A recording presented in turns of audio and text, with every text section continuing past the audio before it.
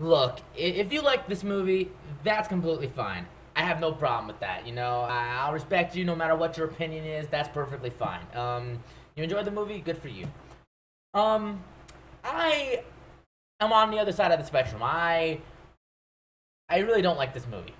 I really don't like this movie almost at all. And, you know, it's funny, because when this movie first came out, and as we all know, it came out like, what, 2007, 2008? So it's been a while. I was probably 13 at the time. I watched it for the first time then, and I enjoyed it for what it was, and it was fun. But then I watched it a couple of months ago, and, you know, this way, fresh start, whatever, I watched it, rubbed me the wrong way. Started off good, then took a left turn. A couple months later, meaning now, I give it another shot. You know, open my mind again. Let's see, is it really as bad as I thought it was? I give it a shot. My opinion has not changed. It starts off good. Then, again, left turn. It just brings up a bunch of shit. I'm gonna tell you why. I'm Dcinemas, and this is my review of B-Movie. I've watched this movie twice.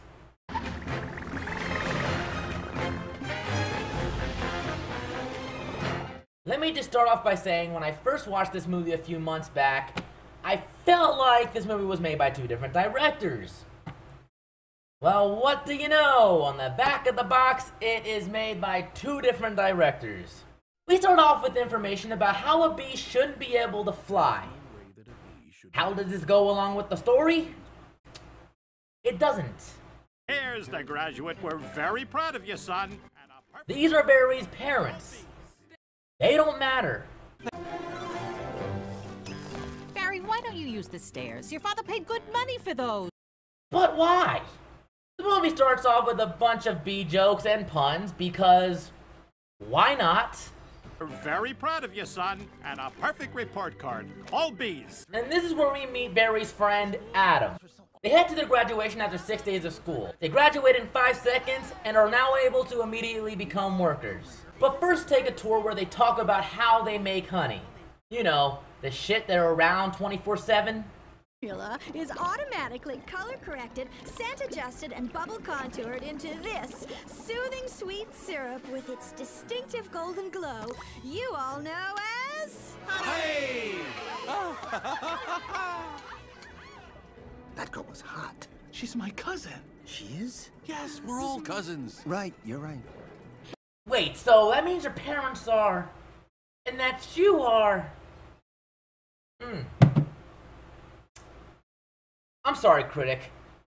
A family picture. During the tour, Barry realizes that if he picks a job, he has to stick with that job for the rest of his life. This makes him worry because he doesn't feel like that's living. Adam, on the other hand, doesn't give a fuck. Moving on. Barry feels like the only job for him to have is being a pollen jock. These that can fly out of the hive and pollinate flowers, but kind of be free and able to fly wherever they please. Barry and Adam go to see what jobs they can pick. Adam goes first at picking a job, but every time he picks a job, it gets taken already or reopened. Oh, I'm sorry, the Krellman just closed out. Oh, Wax Monkey's always open. And the Krellman just opened up again. Well, what happened? Well, whenever a bee dies, that's an opening. See that? He's dead, dead, another dead one, deady, deadified, two more dead, dead from the neck up, dead from the neck down. But that's life. So your friends could die at any moment and you wouldn't care because, it's life. Son of a bitch. Barry says fuck this noise as anyone else would and tries for being a pollen jock. It's okay, Lou. We're gonna take him up. Yeah. Really? Feeling lucky, are you? Sign here, here. Just initial that. Thank you. Okay. Why does he need to sign a waiver? You just proved in the last scene that no one gives a shit, someone's just gonna take your place. So why does he need to sign a waiver? No one cares if he dies, right? What the fuck is the point? You just made your own joke obsolete. Well, they take off and Barry sees the world for the first time. Feels fast and free. 3 of the jocks believe they see moving flowers, which just turn out to be tennis balls. This, of course, gets Barry in shit. And honestly, I didn't really laugh throughout the scene, but I did get a chuckle at this one joke. If you don't move, he won't sting you. Freeze!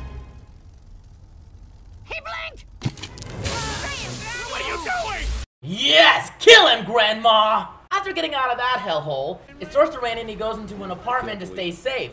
But instead, we get shenanigans! Stop! Bees! Stand back. These are winter boots. No, Jesus, don't people know that if you just stay calm, you'll be fine? Freaking out is what gets you stung. I would like to believe people have more common sense than this.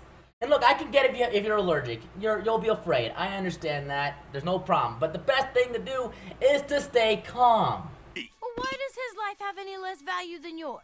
His life is saved by what's-her-face, and he feels the need to talk to her. Because bees talk to people. What, you didn't know that? I talk to bugs all the time. Before I kill them. Roaches know this all too well. Barry talks to her, and she, of course, freaks out. I mean, who wouldn't? Then they have a nice conversation. Making the tie in the cab as they're flying up Madison. So he finally gets there. Uh-huh. He runs up the steps into the church. The wedding is on. Yeah? And he says, watermelon?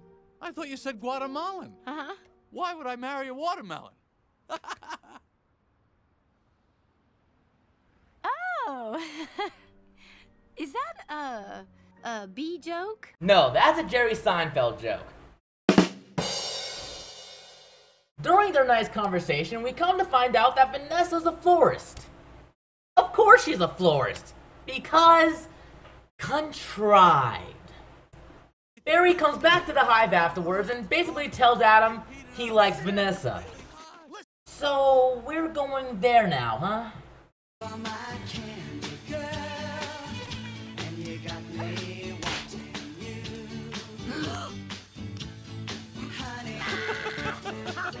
You're laughing after just killing a mosquito. Look, if I had a chance, I'd kill all of those fuckers. Believe me, you. But you're the character who was just standing up for bugs, saying how they have feelings. What makes their lives any lesser than ours? Right? You're already shooting yourself in the foot.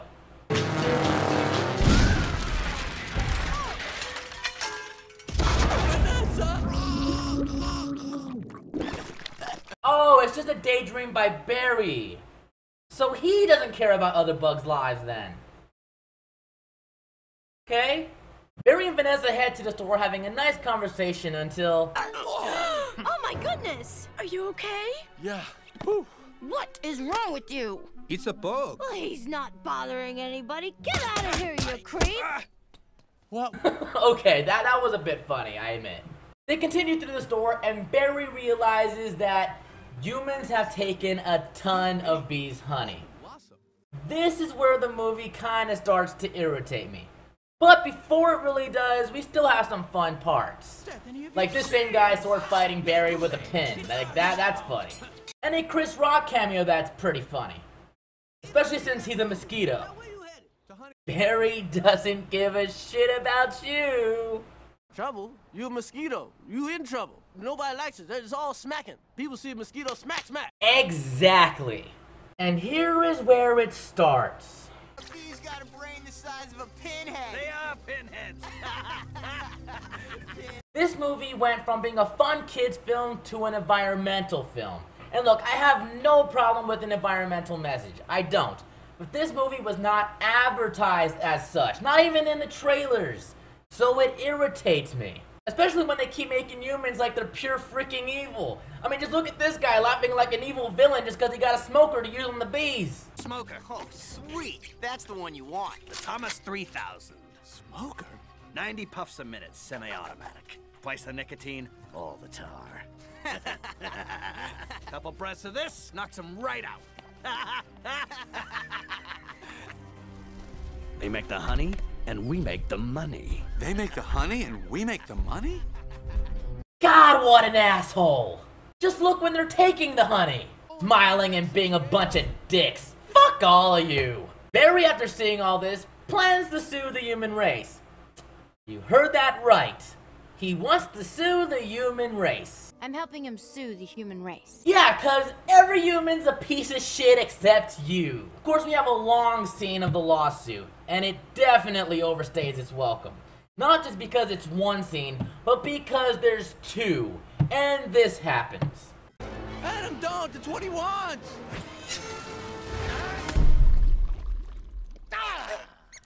Oh, I'm here! Oh, Lordy, I'm here! The venom! The venom is coursing through my veins! Mr. Montgomery! I have been failed by a winged beast of destruction! God, how stupid. And no, I don't believe this is a cameo of the bear from Over the Hedge. I think it was just them being lazy and using the same bear model they already had from that movie and decided to put it in this one. Here's why. Because it's a cameo if that character acts the same as he did in that other movie. But here, he's just a wild animal, just growling and having no character at all. Speaking of characters, you know, I'm pretty sure they just got Patrick Warburton just so that he can scream all of his lines throughout this entire movie. I mean, just watch. Honey, her backhand's a joke. I'm not gonna take advantage of that.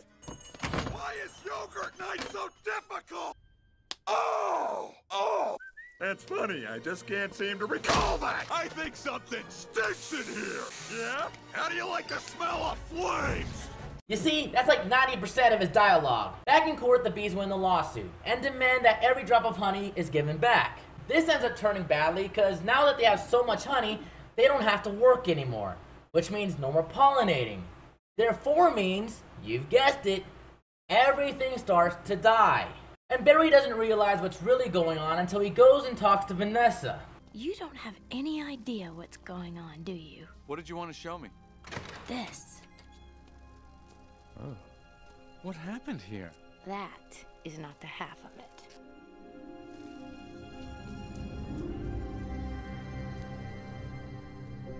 Oh no. Oh my. They're all wilting. Really? You flew all the way from your hive to her place, and only now you realize everything is dead and gray? All hope is lost until Barry realizes the only way to save everything is if they pollinate the last remaining flowers on Earth, which happened to be at Vanessa's flower tournament. Because contrived. They fly the float of flowers over, and Barry tries to tell the pilot to hurry and head straight to their destination. Until... Oh, no, don't freak out. Don't move.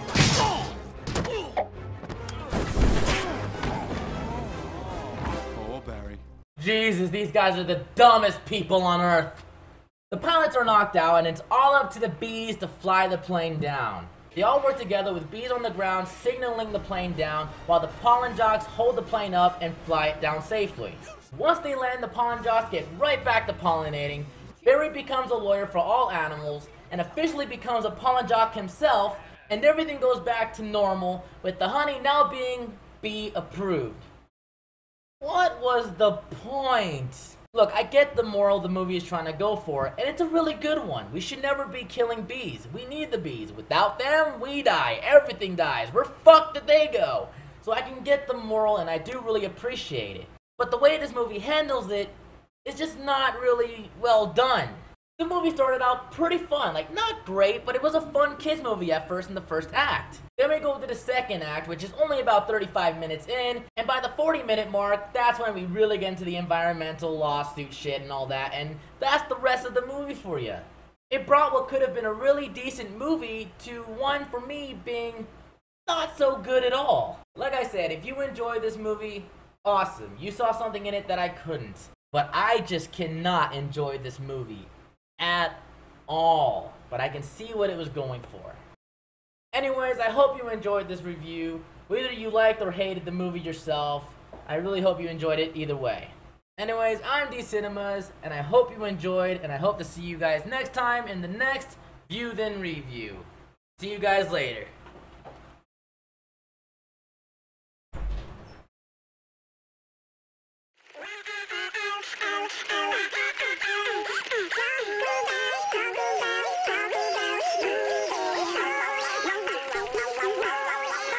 Son of a bitch!